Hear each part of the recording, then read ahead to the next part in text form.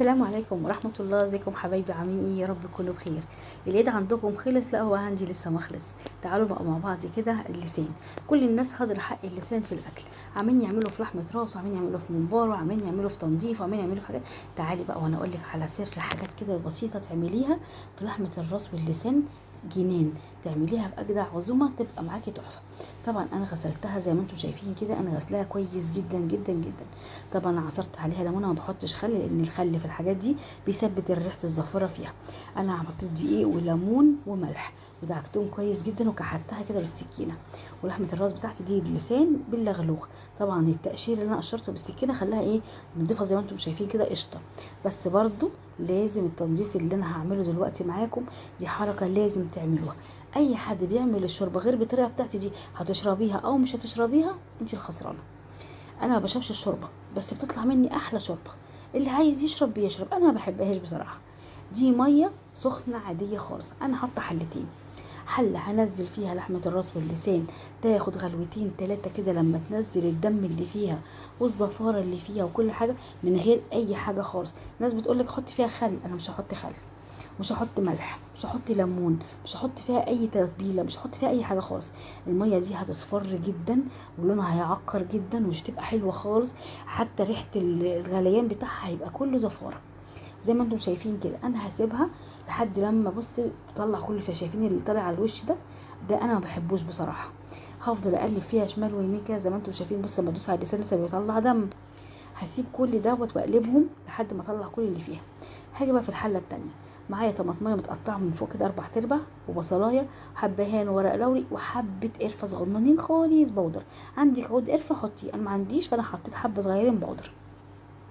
التوابل اللي انت بتحبيها، بس طبعا الفلفل الاسود والورق اللوري والحبهان والبصلايه والطماطميه دول من اهم حاجه. طبعا انا عايزه اقول لك ان اللسان كان في حته كده رمادي في الطرف. اول ما نزلت في الميه السخنه الاولانيه وانا بطلعها طبعا بشطفها قبل ما احطها في الميه التانية.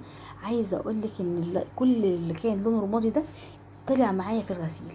عرفت بقى ان انا لازم احطها على مرحلتين. السرد الاولانيه، انا كنت عامله فيديو قبل كده للحمه الراس تحفه. طبعا لما لقيت نفسي ان انا هتتاخر، طبعا لحمه راس وهتاخد وقت وكله جعان وعايز ياكل، حطيتها في الضغط. ما كملتش نص ساعه وكانت ما شاء الله. شايفين الشوربه عامله ازاي؟ صافيه خالص، حتى ولا اي حاجه على حروف الحله ولا اي حاجه خالص. طبعا الحله سويتها لي زبده، مش سويتها تسويه عاديه. طبعا عقبال ما اسيبها تبرد كده وتهدى عشان اعرف اقشر اللسان، هعمل معاكم سلطه الحاتي.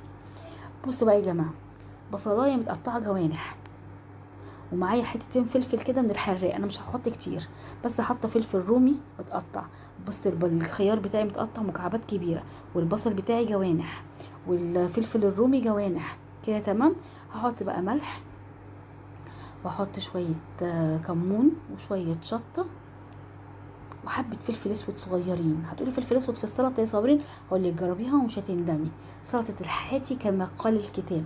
يعني انت هتاكلي سلطه حاتي زي اللي بتقف عند العربيه او واقفه في المحلات وبيحط لك منها كوبايه وبتشربيها وتتمزجي.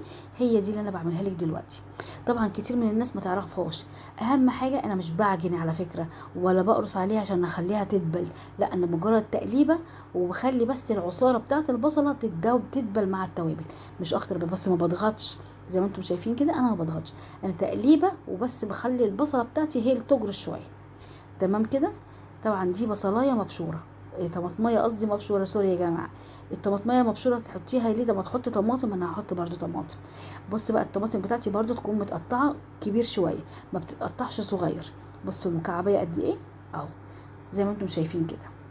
كده انا خلاص حطيت كل حاجه زي ما انتم شايفين كده. هتسيبيها على كده يا صابرين؟ لا اكيد طبعا لا. فين الميه الحلوه اللي بنقعد نشربها؟ تعالى اوريكي بقى. كوبايه ميه متلجه، دي شويه بقدونس، عايزه تحطي حطي، مش عايزه تحطيش براحتك. بس ميه متلجه، ولو عندك مكعبات تلج حطي مكعبات التلج. دي ميه متلجه تلج رهيبه يعني. تمام كده. انا طبعا ايدي نضيف عشان ما حدش بيقول بتقلب بايديها والكلام ده، ايدي نضيفه. بصي لون الميه بقى عامل ازاي، ولسه هسيبها في التلاجة بقى شويه كده. لحمه الراس بتاعتي زي ما انتم شايفين اهو.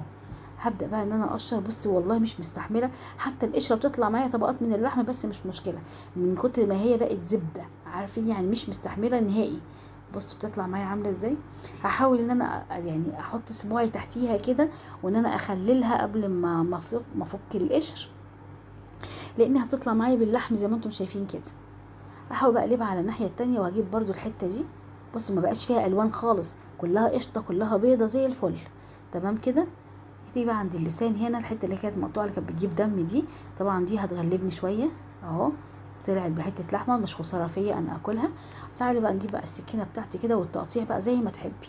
انا هقطعها كده، بحبها سمينه شويه، ما بحبهاش رفيعه، علشان خاطر كده الواحد يبقى ماسك الحته محترمه، وما تبقاش في التسويه تروح مني يعني. فعارفين لما بتيجي تحمريها ولا حاجه ممكن تروح منك في التحمير لانها رقيقه.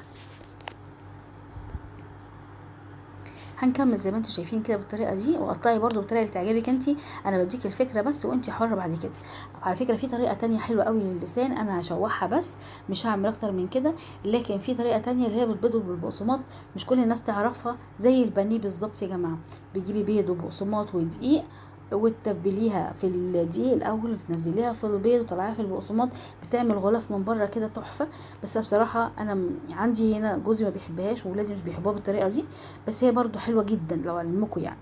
دي لحمه الراس بتاعتي زي ما انتم شايفين، بس لحمه حلوه قوي، ده اللغلوغه كده بتاعت اللسان تحفه زي ما انتم شايفين كده. انا طبعا هقطع اللحمه قطع صغيره، يعني كل واحده هقطعها 2، مش صغير قوي، بس يعني ايه، مش هخليها تبقى كبيره عشان تبقى يعني الواحد لما ياخد الحته كده يبقى يعرف ياكلها، ما تبقاش كبيره جدا، ما تبقاش صغيره جدا. طبعا ده ورق اللوري بتاعي اللي كان في الشوربه. عايزه اقول لكم ان الريحه حتى تحفه كده، مفيش زفاره، مفيش ريحه وحشه، الحاجه ريحتها تحفه تتاكل حاف. انا كده قطعت لحمه الراس بتاعتي كده زي ما انتم شايفين كده. حطيت في الطاسه بتاعتي حته سمنه او معلقه سمنه مع معلقتين من الزيت، ما حطيتش سمنه لوحدها، ما حطيتش زيت لوحده. ليه؟ انا السمنه عايزاها تدي طراوه، والزيت يديني القرمشه في نفس الوقت، انا مش عايزاها انها تبقى ناشفه، فالسمنه بتاعتي هتديها طراوه شويه. طبعا اللحمه يعني عايزه اقول لكم انها دايبه دوب، فمش مستحمله معايا. انا هاخدها بس على الوش واحد، وهاخدها على الوش التاني، مش هخليها يا دوبك تاخد لون بس، مش هطول عليها.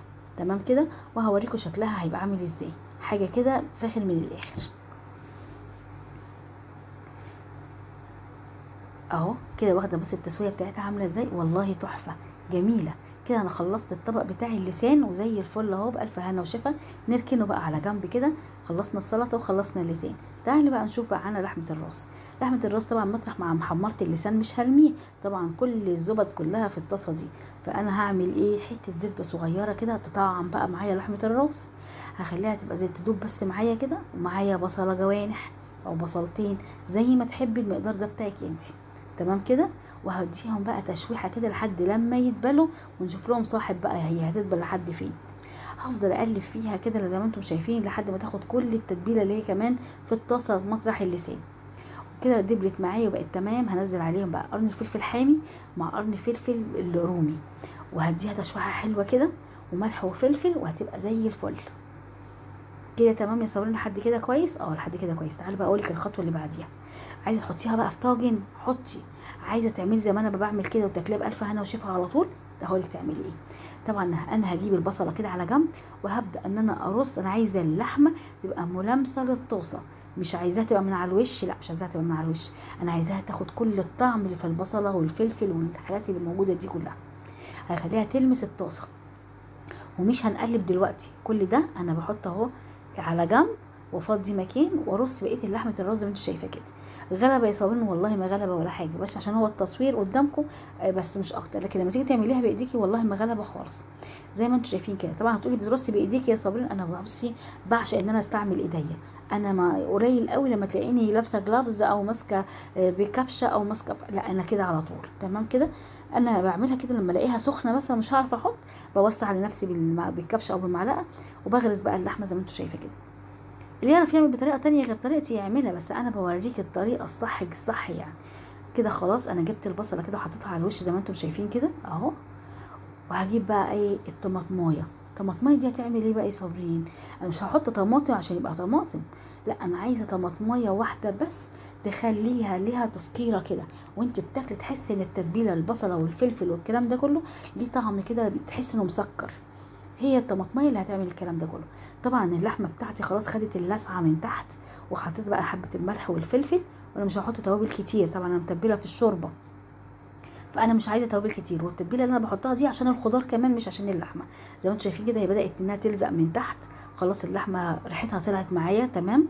الطماطمايه بقى كده هنزلها من على الوش، ومفيش بقى شوربه، مفيش ميه، مفيش اي حاجه، هسيبها بقى الخضار هو اللي ينزل منه فيه. تقلبتين كمان كده وتعالي بقى اوريكي. هو ده بقى الشكل النهائي للطبق بتاعي، تحفه، طعم وريحه زي الفل.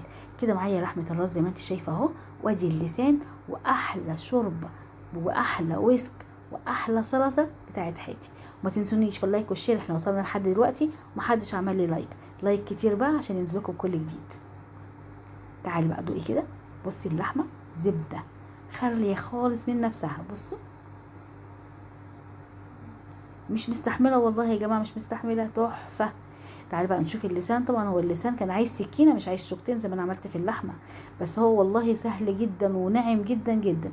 احسن حاجه بقى بصي، عشان برضه اعرفك انا بحب ايديا في كل حاجه، اروح جايبه حته كده، لا انا لسه هغلب نفسي اهو، بصي سالكه حلوه اهو زي الفل. بصي اللحمه جميله، بألف هنا وشفا. وما تنسونيش لايك وشير وسبسكرايب عشان اعمل معاكم كل جديد.